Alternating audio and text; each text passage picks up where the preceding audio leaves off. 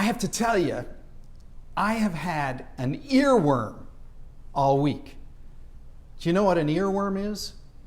You can't get drops for it. An earworm's when you hear a song and it gets stuck in your head and you can't get rid of it. And you just sing it all the time and the music's just sort of bouncing around inside your head between your two ears. And the only way really to get rid of an earworm is to sing it to someone else so maybe they can get the earworm.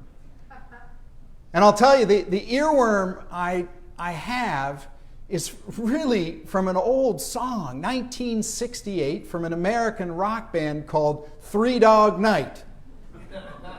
I can see we got some baby boomers in the congregation today. The song's called Number One. Do you remember? Number one is the loneliest number that you ever do. Two can be as sad as one, but one is the loneliest, one is the loneliest, one is the loneliest number that you ever do. Good, now maybe I got rid of that earworm. You're welcome. Actually, it's a great song. Not a bad song to have as an earworm. And I'll tell you why I've been singing it all week. Because Monday morning, I went into my dining room and I sat down at the dining room table and I opened up the scriptures to the readings for today. I start working on my sermons on Monday and then I work on them all week. So I began Monday morning with Mark chapter 9, verse 30. And you know what I read? I read that the disciples of Jesus were arguing with one another about who was number one, who was the greatest among them. And I thought to myself, it's really too bad that the disciples had never heard of Three Dog Night. Because they would have known number one is the loneliest number that you'll ever do. And it's kind of ironic, isn't it, that they'd be arguing among themselves about who was number one. I mean, they were disciples of Jesus. Disciples of this one who came into the world with a kind of die on a cross, selfless love. This one Jesus who crossed so many lines of division to reach the entire world with the love of God. Jesus who clearly was number one, but lowered himself to raise us up. The disciples just didn't seem to get that. And yet they lived so close to him. They heard him teach and heard him preach, and they saw him heal and care for those who seem so lonely in this world, and now they're arguing among themselves about who's number one. Now, it seems kind of ironic to me that they would do that, especially given what has just happened the last week or two in their lives. You remember they were in Caesarea Philippi, right? There they were at Pan's Grotto, and Jesus asked them, who do people say that I am? And then he asked them directly, who do you say that I am? And you remember Simon, who became Peter, he blurted out the right answer. You're the Messiah. You're the anointed one, the Christ. You, Jesus, are the one that we've been longing for, the one sent from heaven by God for all of us. And then Jesus told Peter that the Son of Man must be persecuted. The Son of Man would be handed over by the chief priests, the scribes, the elders. He'd be arrested. He'd be crucified. And on the third day raised again. They saw before him, the disciples saw before them one who was willing to lay his life down for them. And then 6 days later, they went up to the Mount of Transfiguration, and God sealed the deal. Remember, the heavens parted, and Jesus was transformed, and God says, this is my Son, listen to him. And going down the mountain, Jesus said, don't tell anybody. Yeah, I'm the Son of Man, but I'm going to be arrested. I'm going to be persecuted. It was like a recurring message that he kept giving to them, putting it right in their face that he was the one who was going to lay his life down for the world. And then after the Mount of Transfiguration, they're heading on over to Capernaum. And what do these disciples do? They argue about who is number one. Number one was in their midst, and they missed it completely. In some ways, they remind me of my two older brothers and I. The way we used to have our sibling rivalries, our little push and shove about who is the strongest, and like the Smothers Brothers, who is mom's favorite, Here they are arguing about who is number one in the face of this one who's clearly showing them this kind of selfless, powerless love that would transform the entire world. I have a friend, David Schneza Jacobson, who is a professor of preaching and biblical studies up at Boston University. And David said that Jesus' revelation about who he is, the Messiah, and the implications about what that means for his life and theirs, have not only failed to sink in with the disciples, they've missed that Jesus is the Messiah and will lay his life down. Not only has the revelation of Jesus and the implications of what that means failed to sink in with the disciples, but Jacobson says in some ways, those things are being resisted by the disciples. David Schneza Jacobson seems to be saying that when we resist Jesus' way of being in this world, we resist Jesus. When we resist Jesus' version of power and authority and long to have it our way, the worldly way of power and authority, where there's only a number one and we scratch and claw and fight our way to be on the top, Jesus says that we are David Jacobson says we are resisting Jesus. And not only resisting Jesus, resisting the one who sent him. When we try to play it like Adam and Eve did in the Garden of Eden, it's hard to be in Savannah and say Garden of, because you just want to say good and evil, right? Same thing, some days. Remember, they're in the Garden of Eden, and the serpent says to Adam and Eve, God doesn't want you to eat the fruit from the tree of knowledge between good and evil, because if you do, you will become like God and live forever. The serpent was lying to them, right? You won't become God. But that's what the serpent said. If you eat this, you'll become like God. So original sin is the desire to become God, the desire to be number one, the desire to be at the top of the heap. And Jesus comes into the world and says, wait a minute, that's not the way it's going to be. Not in the kingdom movement. Not with the people of God moving in the way of God's truth. No, there is no number one. In fact, listen to what Jesus says to those disciples who argue about who is the greatest. Jesus' words turn all our worldly notions of power upside down, and God's word and God's truth right side up. Jesus says, whoever wants to be first must be last. Whoever wants to be first of all must be last of all and servant of all. Write those words down on your little memory palette and tuck it in your pocket. Take it with you today. Because right there is the core of our Christian faith when it comes to power and authority. Whoever wants to be first of all must be last of all and servant of all. Mark says take that with me today. Mark's going to take it with himself because we live in a world that doesn't operate that way, do we? We live in a world that rewards those who can scratch and crawl and push others down to get to the top. We hand out accolades and awards and celebrations to those who achieve all the way to the top. We live in a world where it's sometimes rather cutthroat and divided as people scramble for the top to be number one. It's into that world that Jesus speaks this truth. Whoever wants to be first of all must be last of all and servant of all. Now, I know all y'all here in Savannah used to play a game when you were kids called King of the Hill. And I think I shared with some of you when I was a kid that we called it King of the Castle, where I grew up. I think because castle rhymed with a word that we got to sing in that when we played that game, sort of, rascal. And the game was the same. You know, the idea was you found a big mound of dirt or a high spot or the back of your mom's living room couch if she wasn't around. And then you scratch and crawl and push each other down and try to climb your way to the top. And if you get to the top, king of the hill or king of the castle, we got to sing a little victory song. We'd say, I'm the king of the castle, you're the dirty rascal. Until, boom, someone knocked you off the heap and they got to sing the victory song. You and I know that children's game really just mimics what we see in the adult world. It's just a symbolic game we play of what grown-ups are playing all the time.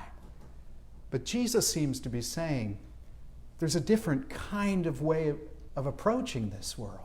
It's not to scratch and claw and get your way to the top no matter who you have to step on. It's not crunching on your brother, your sister, your neighbor, your friend, your coworker, your colleague at work or at school. It's actually placing yourself somewhere near the bottom. It's not to hide yourself or diminish your gifts, but it is to take yourself and your gifts and stand somewhere near the bottom to help raise others up, to help edify them, to help build them up, to lift them up. That's the way the game would be played in Jesus' world. It's absolutely beautiful and true, probably nowhere near as fun to play as a kid, but it's true. And it's the way Jesus wants us to be in this world. Whoever would be first of all must be last of all and servant of all. And then Jesus does something that I think most educators understand. He finds an illustration right in the context. It's a teachable moment, we call this. He's in a house and there's a child there. The most vulnerable, the least among them, the most powerless one in the room. Think about that. Jesus selects the most powerless one in their midst and embraces that one. The scripture says Jesus took that child in his arms. You think about that. Our world does not tend to embrace the least. Oh, people of faith do, Christians do, but the world tends to want to embrace those with power. What can you do for me? How can you help me get to the top? But Jesus embraces the least among them, the child. Symbolic of the least among us in our world. And there's a lot of people we could put down on that plane when we say the least among us. Could be an immigrant, could be a neighbor in need, could be a homeless person, it could be a hungry person. In that context, it was a child, the least among them. And Jesus embraced this child and said, whoever receives one such as this receives me. And not only do you receive me, you receive the one who sent me. In other words, the path, the avenue to our sense of peace in this world, the avenue toward our sense of contentment in this world, the avenue toward our sense of happiness in this world isn't at the top of the heap. Because Three Dog Night already said it. One is the loneliest. But Jesus said the happiest, the place of love and mercy is when we receive the least among us. And what a perfect illustration to have a child. I think children of every generation have struggled, have had it hard. Certainly in the time of Jesus, one step away quite often from homelessness, quite often without any voice whatsoever. Kids in our day are a little more empowered, they have a little more voice, don't they? Beth and I were leading a children's Bible study for our Presbyterian's church camp this past summer. And I'm reading this little book that Beth and I put together about Earth Day called Who Owns the Earth? It's a children's story and a song. And as I'm reading it through to these kids, it's like fourth grader, this maybe third or fourth grade girl puts up her hand. I think, oh, you have a question? She says, yes, I have a question. I said, what's your question? She said, are you going to have this book published? In my mind, I'm thinking, Third grade? Wait, how do you even think like this? These are very bright kids who live in a world of self-publication. I mean, they're self-publishing all the time on Facebook, Instagram. They're publishing in all sorts of ways where you just upload your stuff to the internet and a program will spit it out for you. Now, in some ways, kids in our day and age are maybe a little more empowered, perhaps, than they were in my day and age. Publish a book? I barely read one when I was in the third grade. But in other ways, I think kids in our day and age have it as tough or even tougher than kids in past generations. The children in our day and age are growing up in an era where things like anxiety and depression among young people are at higher rates than they've ever been. The children in our day and age, they're growing up in a world that's increasingly divided. The grown-ups are hurtful to one another, verbally, vocally. Our kids are growing up in a world that is increasingly violent. You know, I've been teaching some classes at SCAD this quarter. I'm really happy when I get to connect with the college-age kids, but when did they get so young? And last week was the first day of classes. And I got 30 students in a room. We're all, 98% of the faculty have been vaccinated, and 85% of the kids at least 2 weeks ago had their at least first dose, and we're all masked. It's a fairly safe environment. We close the door, and I'm getting ready to start this class, 5 o'clock on a Tuesday evening. And all of a sudden, the alarm starts going off in the hallway. And you know what goes through my mind? Oh my goodness, this is just going to interrupt the schedule of what we're going to work on today. And so I walk over to the door and I poke my head out. One of the security guards says, "It's not a problem, they're just testing some things, you're all good." So I'm kind of relieved, thinking I can teach this class now. And I turn around and I look at these 30 kids in the classroom from the top of their nose up. And among some of them I see a look of real fear, of real panic. And it dawned on me that these kids have grown up in a day and age where when you hear an alarm in a school hallway, you kick into active shooter training and practice. These kids have grown up in a generation where we used to run our fire drills. Sometimes we did our tornado drills. Some of you old enough to remember you did your A-bomb drills.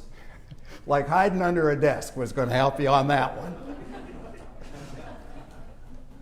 But these kids have grown up where the enemy, the thing that terrifies them most, is their own classmates. And when an alarm goes in a hallway in a school, you need to be ready to protect yourself from your neighbor, from your fellow classmate, from an active shooter in your midst. And it dawned on me that kids in our day and age are just as vulnerable, just as least among us as they were in Jesus' day and age. And it's more important than ever that we remain the people of God and keep our hearts and our churches open to the children in this world. That we are a church that welcomes the least among us the way Jesus welcomed that child, because they need a place where truth is spoken, where they feel safe and loved, where the world isn't divided. For 1 or 2 hours a week, we are one in Jesus Christ, and they can see grown-ups behave like grown-ups. Where a preacher will stand in front of them on a Sunday morning and attempt to preach a word of truth, an eternal word from this one Jesus that continues on to give people hope, sustain them with the grace of God, and empower them to be God's people in this world. My kids grew up in this congregation. They loved it. I don't want to say there's no church like MPC, but there are very few churches like MPC, if you ask me. My kids went to churches before where big churches, they had all the shiny, polished programs that you could imagine. And you get to church on a Sunday morning, you know what they do? The first thing they do? Okay, grown-ups here, and all y'all kids are going to be divided over there. And kids, you're going to go into your 5th grade, you're in the 5th grade class. 6th grade, you're in the 6th grade class. 7th grade, you're in the 7th grade class. So even divided further into little learning cells. Think about that. We're putting kids into cells at that young age. Then we came here to Montgomery Presbyterian Church. And you know what Montgomery Presbyterian has? It doesn't have the big, shiny, polished programs the way some of these mega churches might. Oh, they got good programs here. But what Montgomery Presbyterian has is adults who know kids' names. Courtney, you grew up with my kids, your generation. You'd walk in here on a Sunday morning and people knew who you were. They'd say, "Good morning, Courtney. How you doing? Good morning, Dylan. Good morning, Daryl. It's great to see you." Do you know how important that is to a child to know that they're seen, they're known, and just like Jesus took the child in his midst and embraced that child, that there's a place where kids in this day and age can be welcomed. It's called the Christian church. I want to challenge parents and grandparents and aunts and uncles and neighbors. If you see kids who don't have a place, bring your kids. The kids need a place like this now as much as ever. And if you see kids out and about in your neighborhood, spend a little time. Talk to them. Shout from the porch. Don't say, "Hey, kid, get off my lawn." Just say, "How's it going? How's it going? Hang here on the porch for a while if you like." Build relationships with those kids' parents. You know, our country is almost twice the population that it was in 1968 when Three Dog Night sang number 1 is the loneliest. It was lonely in 1968. Can you imagine how lonely it feels to some folks today now that the population is twice what it was? And the world looks radically, wonderfully different, but people feel more estranged from one another than ever before. I'm calling on Christians today.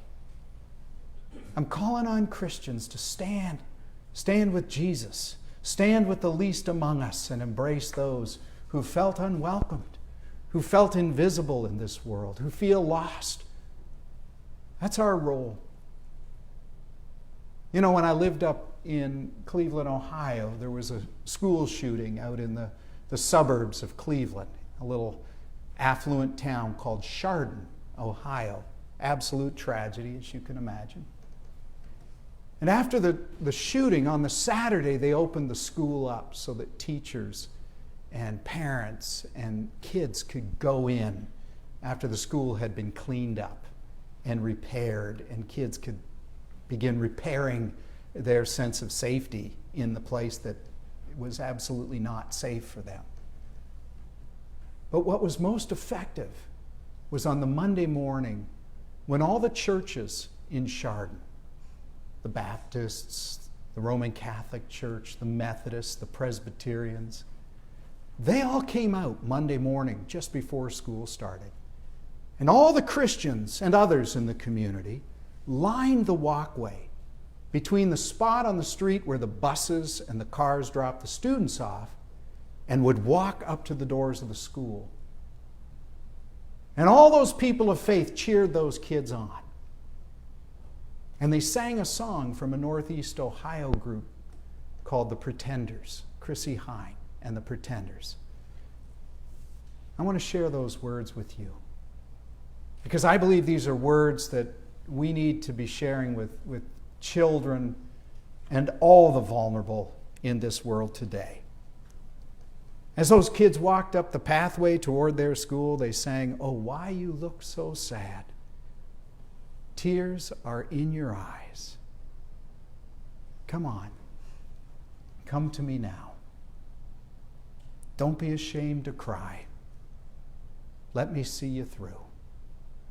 Because I've seen the dark side too. When the night falls on you, you don't know what to do. Nothing you confess could make me love you any less. I'll stand by you. Won't let anybody hurt you. I'll stand by you. Friends, we live in a world that encourages us to stand at the top. In some ways, those disciples who argued about who was number one, They were just operating in the way the world had taught them to operate. But then Jesus came along. Jesus came along and he said, whoever wants to be first among you must be last among you and servant of all. Jesus came along and said, he'll stand by us. And what he asks is that we'll stand by him and stand by all those who are feeling vulnerable and least among us. What we discover along the way is that's the place of our greatest joy, our greatest sense of meaning and purpose in our life, when we stand by those who need us to stand with them in the name of Jesus Christ. Praise be to God. Amen.